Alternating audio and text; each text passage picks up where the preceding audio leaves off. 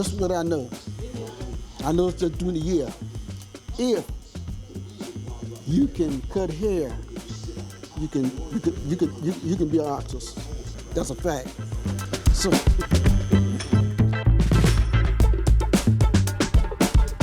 The art right there for the Ukraine, that is so beautiful and unique. And for the artist to be able to get all of those emotions out and also dedicate something to those children of Ukraine. So it's good to humanize that, yeah, because art will humanize things.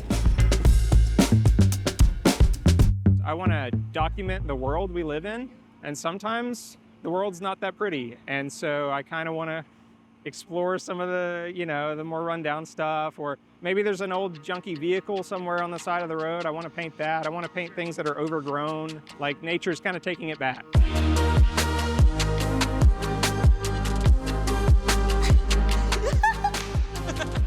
The last week was, the first week it was so hot, and the last week it was a little cold and a little rainy. I was a little bit like, I can't believe this would have been the only week. If we had done it like normal, we would have had a very rainy art field. So I was very happy that we were able to extend it. And we got all the seasons in one festival. For the first time, we had split the ArtFields Junior Awards from the Adult Competition Awards. So that was special because we were able to have a whole day just to celebrate student artwork. And then on the last day, we switched things up because we wanted for people to be able to go around and see work that had won an award. We've often had, we have this slideshow of the winners and it goes up on the big screen, and sometimes we'll look out and people will be like, I didn't see that, what is that? And so we wanted to create an opportunity for people to be able to go and see the work as it was installed in the spaces that day. So we moved the award ceremony to 11 o'clock in the morning, and lucky for us, we had a power outage.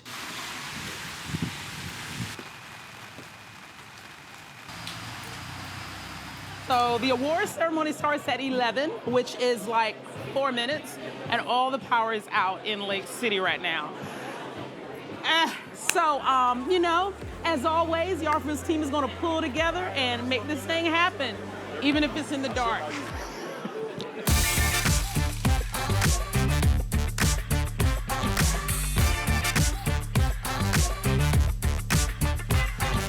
Every face on here, I know the majority of them as they know me. So I think just because I've been here in Lake City for so long, I've been from their parents to their children, to their grandchildren, to great-grandchildren. So I've seen so many stages of life for everybody in Lake City. It's a collection of objects that I've both made and found. There's like a little bit of an animist in me. I think of these objects as like having had a life. When I pick them up and recontextualize them in work like this, I feel like it's sort of giving them a new reason for being. My truck is a 2000 Toyota Tacoma. The air conditioning hasn't worked since 2017, so I'm going to fix it. That means that I can do that, like I don't have to drive on the highway with the window down. In the final week, Noah Scalan finished his enormous sticker project, the biggest that he's ever completed. We were really proud to be able to have that completed here in Lake City.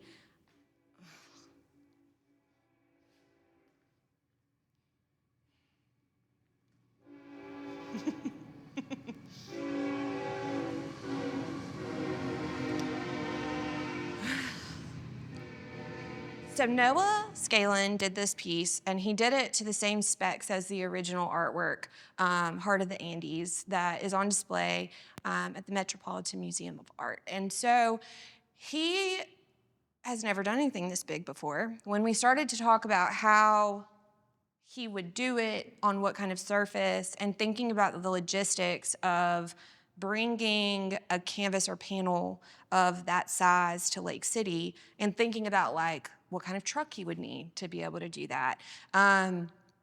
we started to think about some other options. And so he had panels created for the artwork, but there are 3 of them.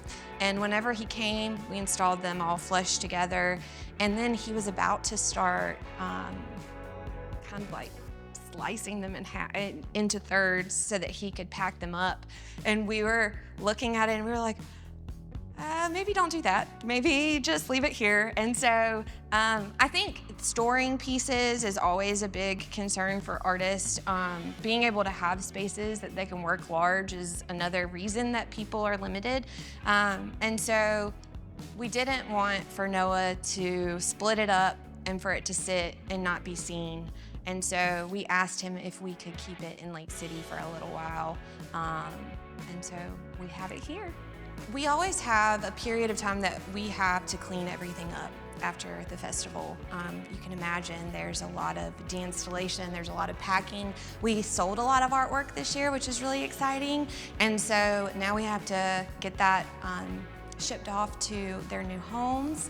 And so while the rest of the team is flipping spaces and getting ready for our next set of exhibitions that will open in mid-June, we at Ackline Studios are hosting the most recent adult and student winners, and we have the completed piece by Noah Scalin.